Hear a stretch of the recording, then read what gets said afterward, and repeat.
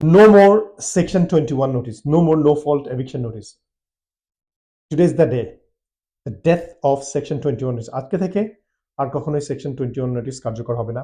No fault eviction notice কার্যকর হবে না। ইংল্যান্ডে প্রায় 2 মিলিয়ন ল্যান্ডলর্ড আছে এবং 11 মিলিয়ন ভাড়াটিয়া রেন্টার আছে। ল্যান্ডলর্ডদের জন্য এই অধিকারটা আজকে থেকে ছিনিয়ে নেওয়া হলো। ওভার 30 ইয়ার্সের মধ্যে হাউজিং লতে এরকম একটা ড্রাস্টিক একটা চেঞ্জ আসছে। It's the biggest shake up over 30 years. তো এই 11 মিলিয়নের বেশি যারা রেন্টার আছেন, যারা ভাড়াটিয়া আছেন, তাদের জন্য একটা সুখবর। যে চেঞ্জগুলো আসলো সেগুলো আরেকটু জেনে নেন কুইকলি। সেটা হচ্ছে no more long term tenancy agreement.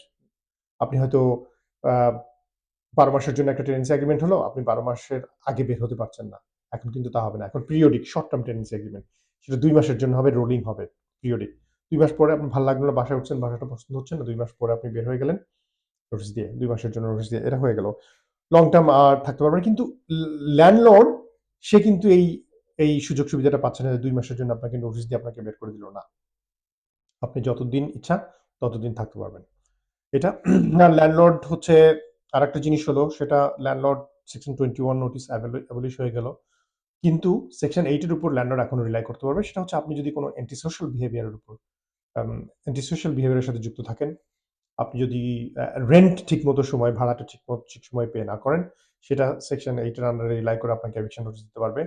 আপনাকে আরো নোটিস দিতে পারবে সে যখন জেনুইনলি প্রুফ করবে যে না, বাসাটা আসলে তার নিজেরই দরকার কোনো কারণে, তখন সে আপনাকে এই নোটিসটা দিতে পারবে সেকশন 8 এর আন্ডারে, এভিকশন নোটিস। আর হচ্ছে আপনার সে যদি জেনুইনলি প্রুভ করতে পারে যে বাসাটা উনি বিক্রি করে দিবেন কোনো ফাইন্যান্সিয়াল কারণে বা অন্য কোনো কারণে, ফ্যামিলির মধ্যে কোনো ঝামেলা হচ্ছে, সেটা জেনুইনলি এস্টাবলিশ করতে পারেন, তখন সেকশন 8 এর আন্ডারে রিলাই করে উনি আপনাকে এভিকশন নোটিসটা দিতে পারবেন। বাট রেন্টারদের জন্য একটা বিশাল বিশাল সুখবর। কারণ আগে কি হতো, ল্যান্ডলর্ডরা কোনো কারণ ছাড়াই, আপনার ভালো লাগলো না, টেনেন্টকে পছন্দ না, যে কোনো সময় একটা নো ফল্ট এভিকশন নোটিস দিয়ে আপনাদেরকে বের করে দিত, এবং সেটা না মানলে 2 মাসের মধ্যে কোর্টে নিয়ে বেলিফ দিয়ে, কোর্ট অফিসার দিয়ে আপনাকে তালা চেঞ্জ করে দিত বা সমস্ত জিনিসপত্র দিয়ে আপনাকে বের করে দিত। অনেক অনেক মানুষ এভাবে হোমলেস হইতো। কাউন্সিলের উপর অনেক প্রেশার আসতো। এই প্রেশারগুলো এখন থেকে আর থাকবে না।